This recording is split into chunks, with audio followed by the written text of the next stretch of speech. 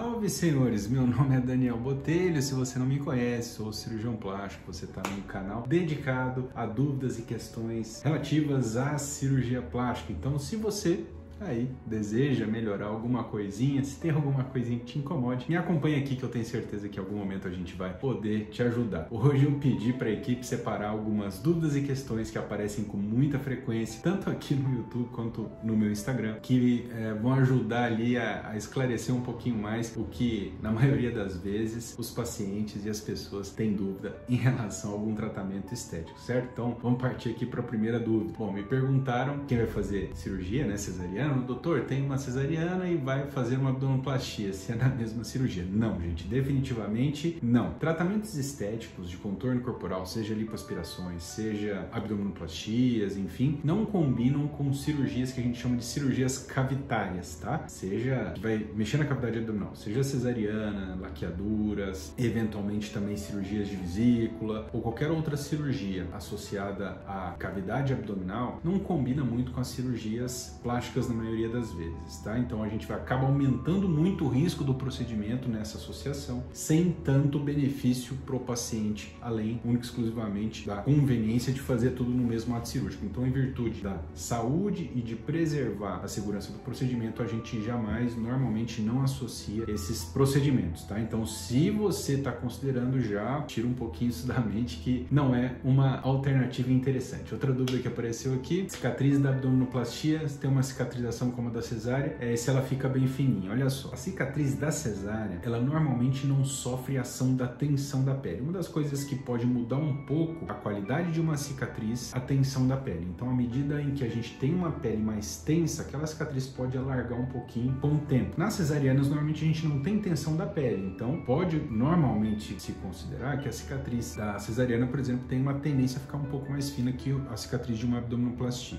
Tá? É óbvio, isso não é uma regra, isso é algo que é apenas intuitivo. A cirurgia de abdominoplastia, ela não vai ter um resultado se a gente não tiver uma boa tensão naquela pele, naquela cicatriz. Então a gente sempre acaba tendo uma tendência a uma cicatriz que pode alargar um pouquinho, mas dependendo da situação e de algumas alternativas, tecnologias e alguns cuidados específicos, você tem um padrão de qualidade de cicatriz também muito bom. É óbvio, a gente sempre vai depender também da genética do paciente para que se possa ter uma cicatriz de muito boa qualidade, tá? Então, a principal diferença entre a cicatriz de uma cesariana e a cicatriz de uma abdominoplastia, fundamentalmente, é a tensão da pele. Após quanto tempo consigo ver os resultados de uma abdominoplastia? Normalmente é o seguinte: a abdominoplastia é uma cirurgia que a gente acaba retirando um fuso de pele, tem uma cicatriz mais extensa, tem um pouquinho mais de acúmulo de sangue, então é normal a gente esperar um processo de edema, de inchaço um pouquinho maior, né? Normalmente em torno de 30 dias a gente já consegue perceber uma diferença grande em termos de contorno, mas você não consegue ver tão bem ainda os detalhes. Em torno de 2 meses você consegue ver um pouco mais, 3 meses a 4 meses a gente já tem uma perspectiva de bem mais detalhes naquela cirurgia, tá? É óbvio, até 6 meses, 9 meses, algumas coisinhas podem mudar, mas a partir do 3º, 4º mês você já tem uma perspectiva bastante próxima daquilo que vai ser o resultado final da sua cirurgia, no caso das abdominoplastias, tá? Para retorno às atividades, né, antes que vocês aí já externem essa dúvida,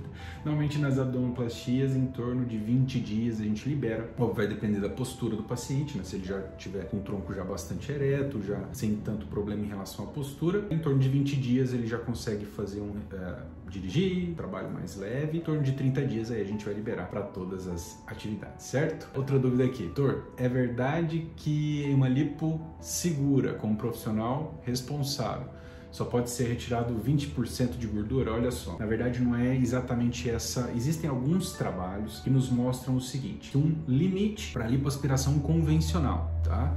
Um limite de extração de gordura em termos de peso seria algo em torno de 7% do peso corpóreo total do paciente. Então, paciente de 100 quilos, você teria alguma coisa em torno de 7 litros aí de gordura de lipoaspirado que poderia ser extraído, né? É óbvio, isso é para um contexto genérico, utilizando como metodologia a lipoaspiração convencional. Para outras modalidades de lipoaspiração, utilizando algumas tecnologias, a gente ainda não tem trabalhos específicos estabelecendo esses limites. Esse é um conceito genérico, tá? Dependendo da tecnologia que você usa, você vai ter menos trauma, menos sangramento, isso já cientificamente comprovado. E aí, naturalmente, em termos de segurança para o paciente, você até estaria, digamos, habilitado, autorizado a passar um pouco desse limite conceitual, desde que você utilize alguns elementos aí de segurança, certo? Mas se você quer uma cifra genérica que normalmente os profissionais utilizam, é esse limite de 7 a 9% do peso corpóreo do paciente, certo? Um paciente de 100 kg, 7 a 9 litros de lipoaspirado seria um limite de segurança. Outra dúvida aqui, posso fazer lipo mesmo tomando um anticoagulante? Pode, desde que,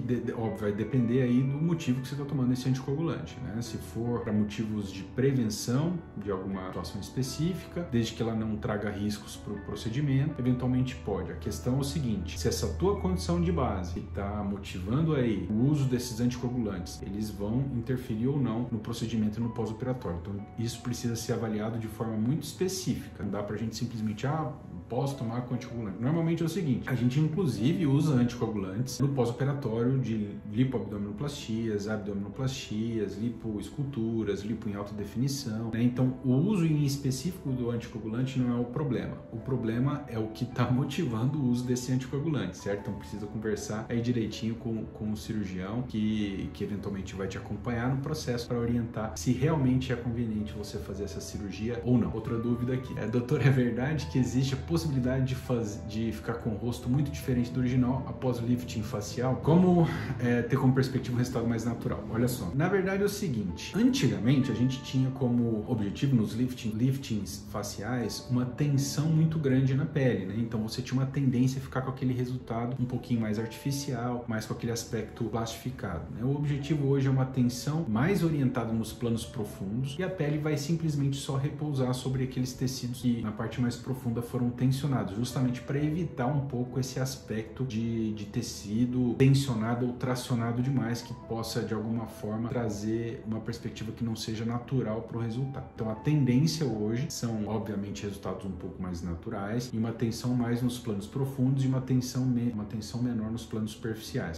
Pacientes que têm um nível de exigência muito grande, tem uma ruguinha aqui, outra ali, você acaba tendo uma chance um pouco maior de um resultado mais artificial, porque você precisa utilizar uma tensão muito grande ali na pele. Então, também é importante ajustar a expectativa do paciente para que realmente o aspecto seja natural e adequado para um processo um processo, digamos, bonito, né, belo, de envelhecimento, né, de amadurecimento, na verdade. Então, o que é mais importante é ajustar também essa expectativa para que o cirurgião não seja, não digo obrigado, mas não seja orientado a uma cirurgia com uma tensão muito grande sobre a pele, certo? Posso fazer lipo sobre o rebordo costal? Caso não, qual o procedimento mais indicado? Sobre as costelas, assim, normalmente a gente faz, tá? Na lipo em alta definição a gente trabalha o tronco como um todo, então a gente vai trabalhar inclusive ao redor de toda a mama, nessa região lateral como um todo, tronco, costas, então não há nenhuma limitação sobre lipoaspiração nas camadas acima do rebordo costal. Inclusive é uma região de segurança, porque a gente tem a estrutura óssea como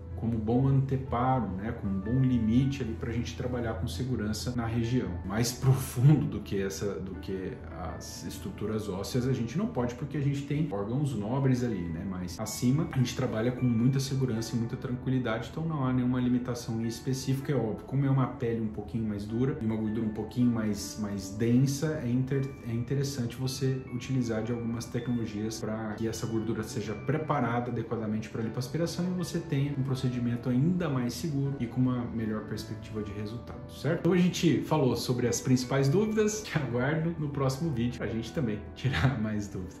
Um abraço!